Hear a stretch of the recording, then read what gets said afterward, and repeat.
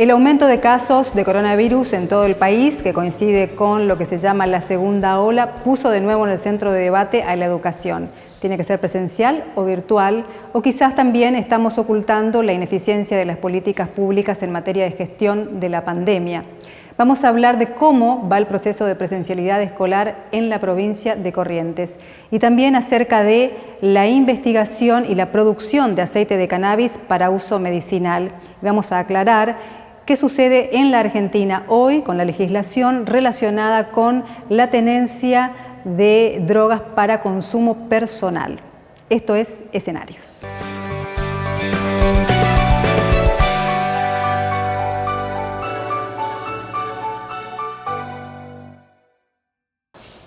El 20 de abril fue el Día Mundial de la Marihuana. En Corrientes, la legislatura, a finales del mes de diciembre del año pasado, aprobó la creación de un instituto de producción de aceite medicinal de cannabis. Pero también hay muchas cuestiones relacionadas al cultivo, a la tenencia, para el consumo que queremos dialogar y queremos aclarar con la doctora Pía Aquino, que nos está acompañando.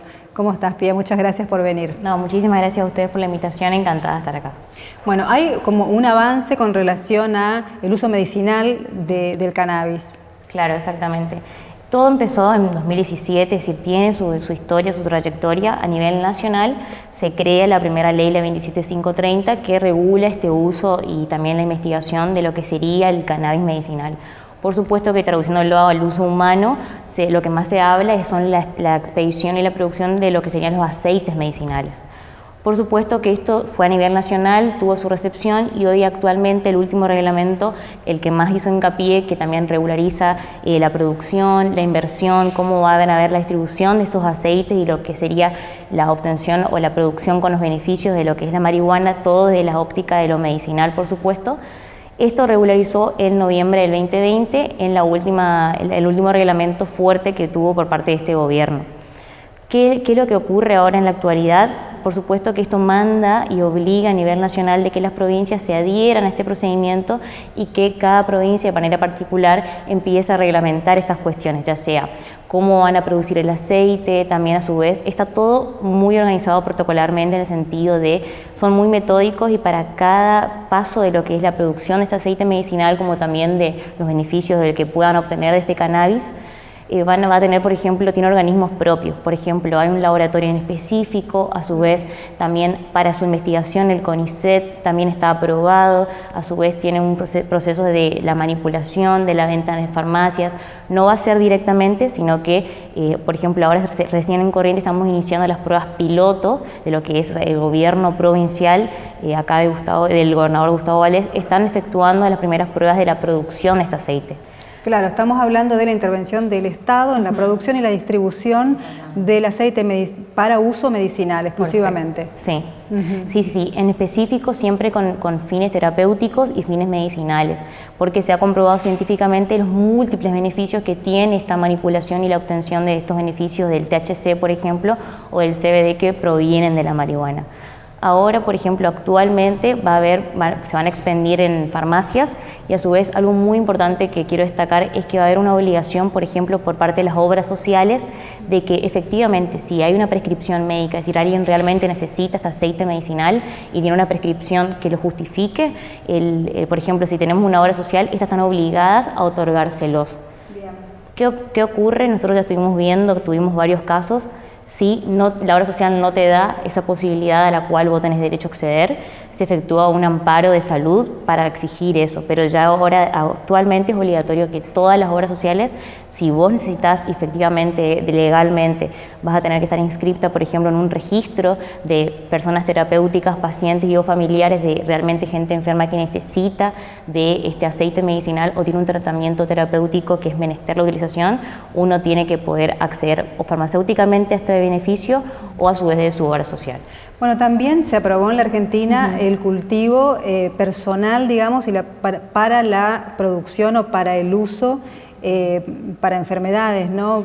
O sea, para el uso medicinal exclusivamente, es decir, que también las personas lo pueden cultivar. Claro, exactamente. Antes, por ejemplo, cuando yo te comenté, todo inicia en el 2017. Esto no fue algo de un día para otro, sino que fue obra y producto o resultado de una militancia intensiva de ONGs que eran, imagínate, eran grupos de madres preocupadas y realmente preocupadas porque tenían, por ejemplo, hijos muy enfermos con enfermedades crónicas o muy fuertes, como por ejemplo, bueno, lo que más conocíamos o veíamos mucho era el tema del cáncer o de la epilepsia. Claro, antes, los que convulsionan, ¿no? Exactamente.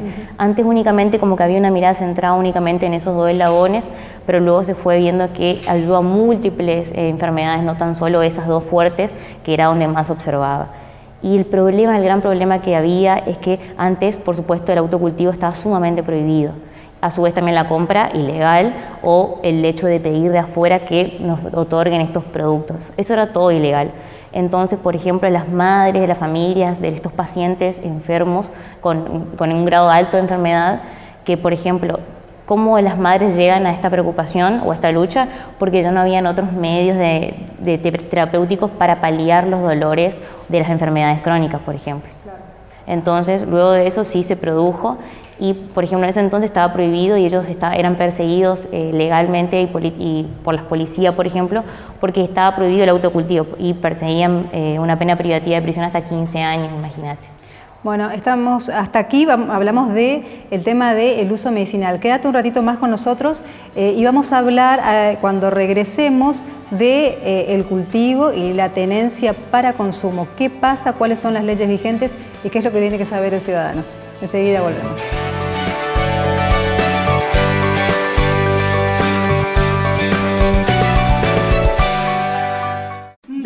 Vení a Familia Bercomat y encontrá todo para construir tu hogar desde los cimientos hasta el techo. Porcelanatos, cerámicos, aberturas, griferías, baños, cocinas, chapas, perfiles, hierros y mucho más. Desde hace 60 años todos los materiales para la construcción. Págalo en cuotas con nuestro préstamo de la casa. Familia Bercomat. Sabemos que estás cansado, que no das más, pero no aflojes. Pensá que cada vez falta menos. Pensá que no podemos tirar por la borda tanto esfuerzo realizado. Pensá que el plan de vacunación avanza a buen ritmo. Pensá que si extrañás mucho a tus amigos, podés verlos al aire libre. Pensá que si tenés muchas ganas de estar en una fiesta, el día que esto termine, todo Corrientes va a ser una fiesta. Pensá que si pensás, ganamos todos. Gobierno de Corrientes. Pensamos en vos.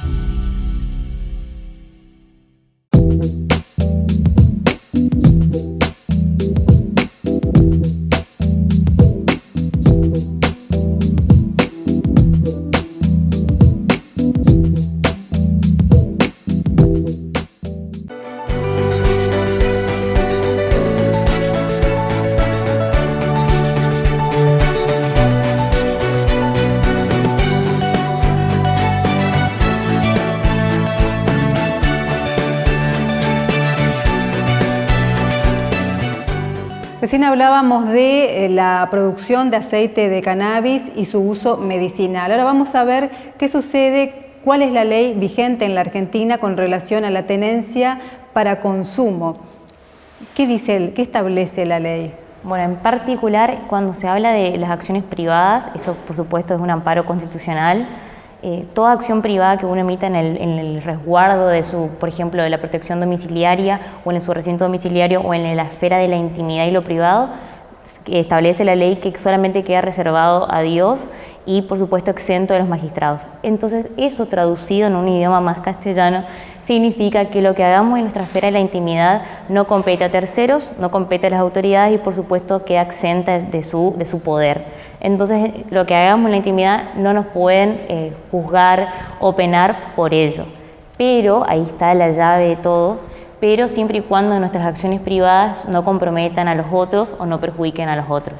Por ejemplo, si nosotros dentro de nuestra casa estamos vendiendo, en este caso marihuana, por supuesto que vamos a ser penalizados porque se establecería, por ejemplo, un caso de narcotráfico.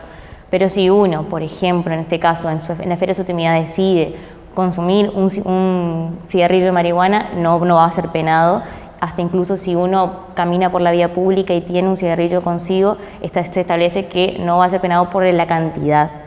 Hubo mucha laguna, vacío legal, podríamos decir, porque antes se penalizaba a cualquier tipo de consumo o tenencia de cannabis. Esto fue así hasta un fallo trascendental, el fallo Arriola, donde por primera vez empiezan a dejar de establecer penas para cuando el consumo era meramente personal y ya no incidía a perjudicar o ya no incidía en lo que es la ética y la moral de los otros. Entonces esto me viene como a colocar un freno, porque a su vez todas las causas personales y privadas que se iniciaban por esto de la tenencia o el consumo de marihuana llevaban consigo, por ejemplo, procedimientos judiciales. Entonces no había como una ley básica donde los jueces se atengan por una o por otra pena o por un lado o por otro. Entonces, por ejemplo, el último reglamento que sacó el Cedronar, que es la secretaría que se encarga de esta lucha del narcotráfico y también de las drogas, la regulación, estableció una dosis básica para todos, que es el de 3 dosis o 3 gramos para todos los estupefacientes.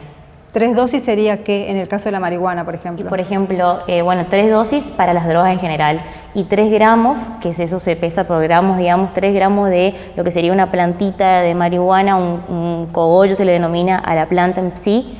Uno puede estar, por ejemplo, en la calle con 3 gramos y hasta ahí se considera consumo personal. Pero uno excede ese monto y ya es narcomenudeo, que es, por ejemplo, o se entiende como narcomenudeo hasta que se pruebe lo contrario, como que es una venta en pequeñas cantidades. Lo que se busca con esto del Cedronar es, por un lado, como que fijar un término básico para no calificar, por ejemplo, todas las causas como narcomenudeo. ¿Por qué?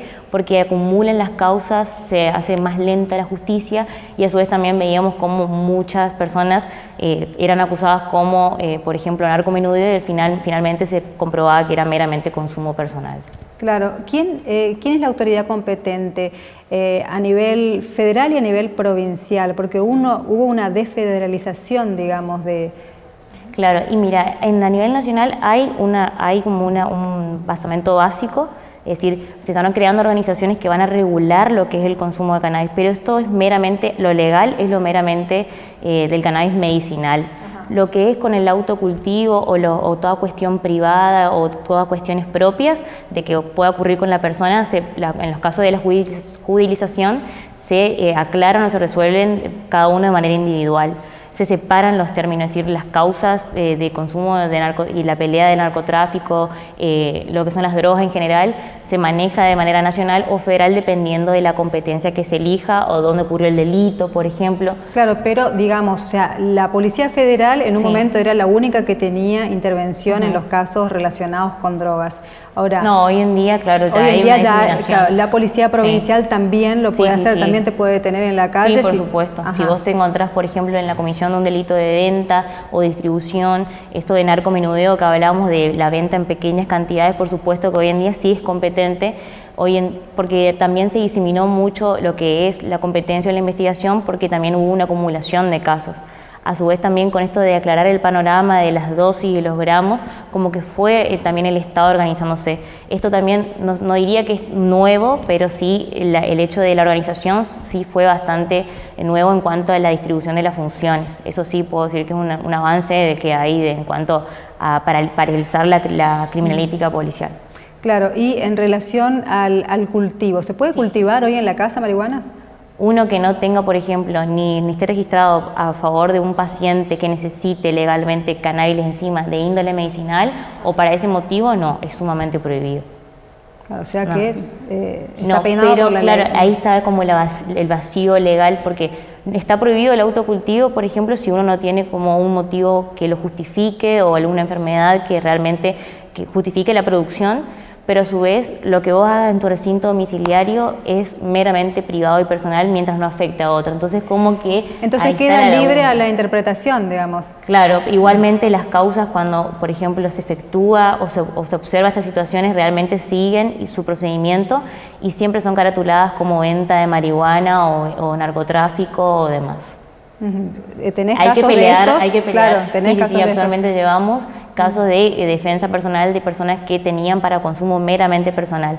Eso, por ejemplo, se prueba fácilmente con la distribución o croquis del lugar, es decir, mostrar cómo era la vida privada de esa persona. Se tiene que demostrar, por supuesto, de que realmente era un consumidor habitual y no se dedicaba a esto de la venta o la manipulación de estupefacientes. Bueno, esto va a ser hasta que no se despenalice en la Argentina el consumo. Sí, por supuesto. Estamos en esta situación. Estamos en esta situación. Muchas gracias, Pía. No, por favor, encantada. Pía Aquino contándonos y aclarándonos algunas cuestiones relacionadas con el consumo, el cultivo, el consumo de la marihuana, pero también de el uso medicinal que hoy está aprobado en la Argentina.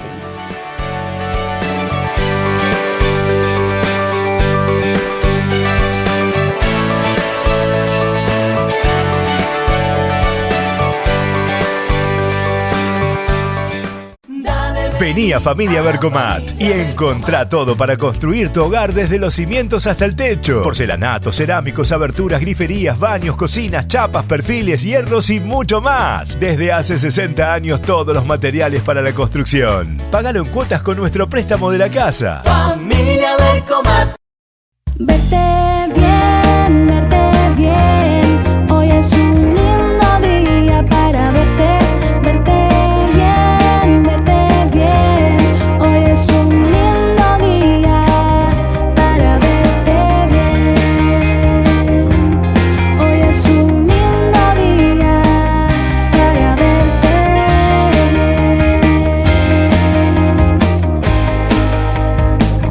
para verte bien.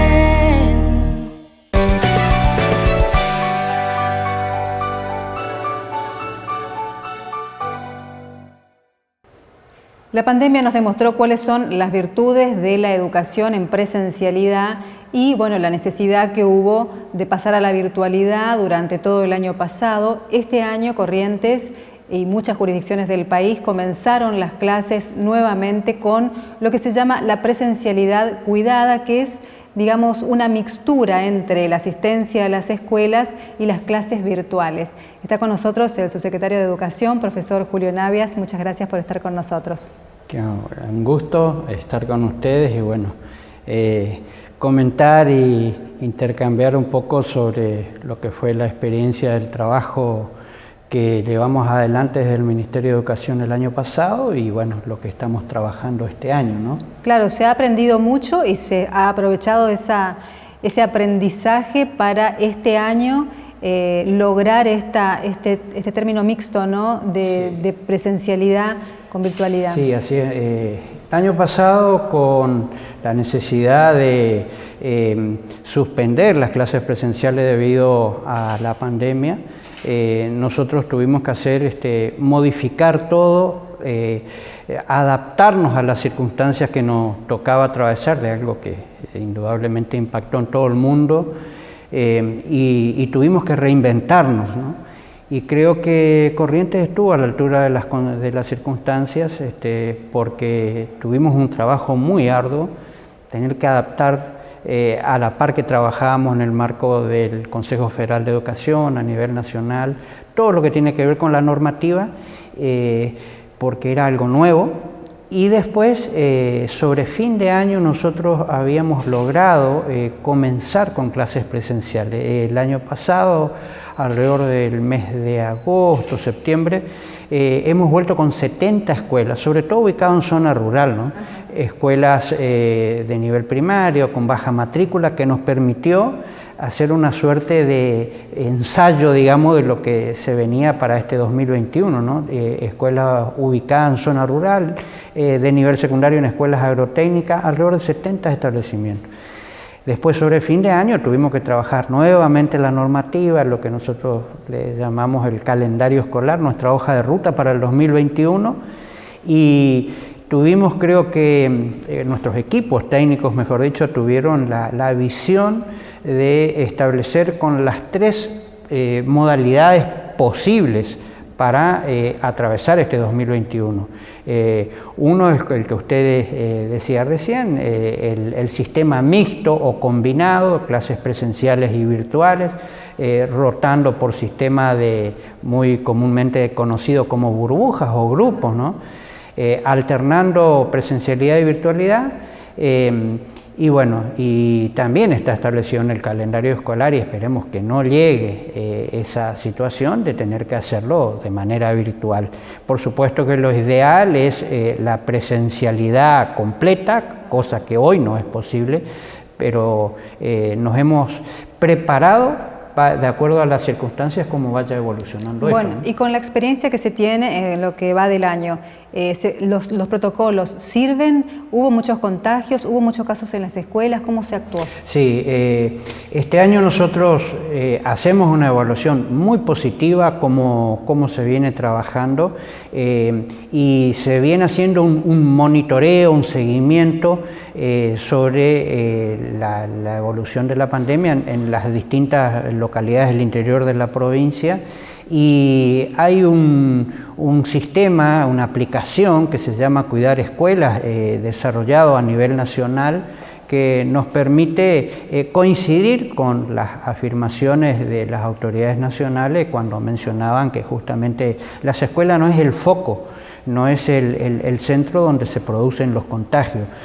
Aquellos contagios que han habido en el ámbito educativo indudablemente provienen de afuera de la escuela, de la vida social, de la vida familiar. Y esa aplicación Cuidar Escuelas nos permite relevar algunos datos que creo que son más que elocuentes. A nivel nacional se dice que es menos del 1% en estudiantes, para ser exacto es el 0,16 en porcentaje expresado, ¿no? a nivel de estudiantes, y en el caso docente 1,03, muy bajo.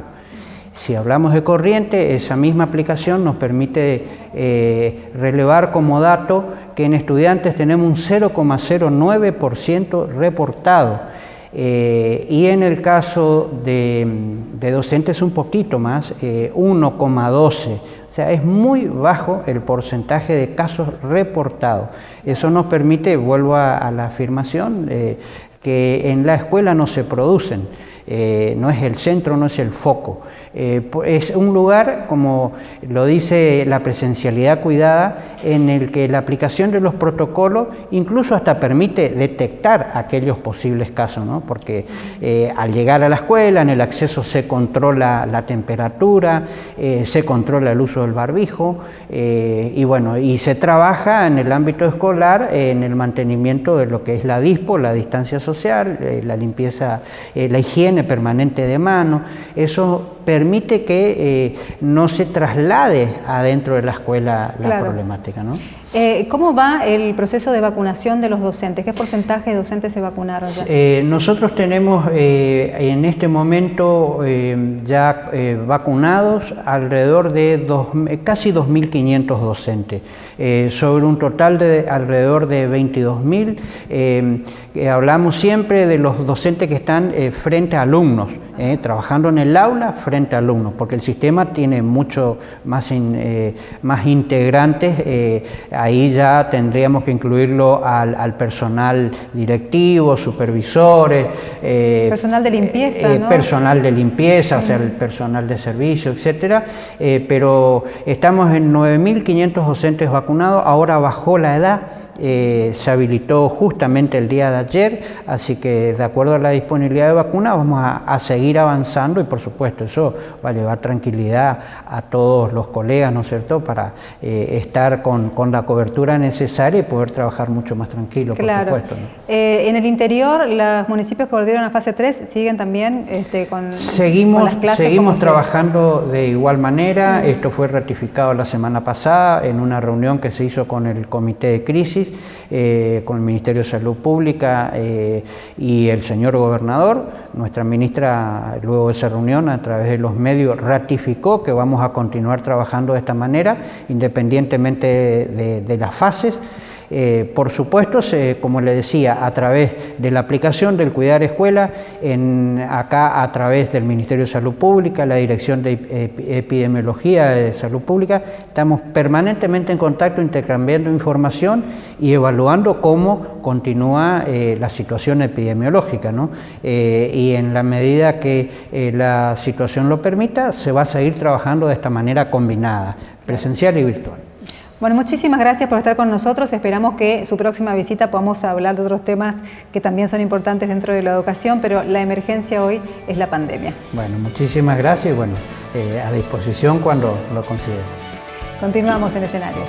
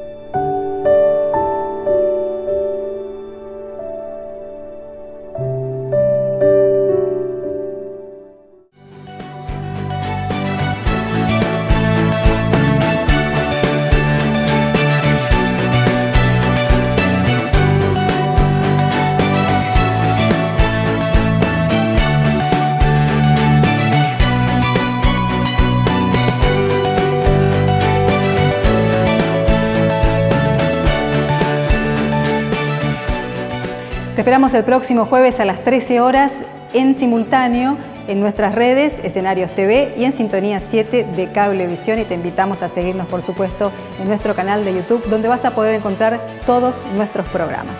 Hasta el próximo jueves.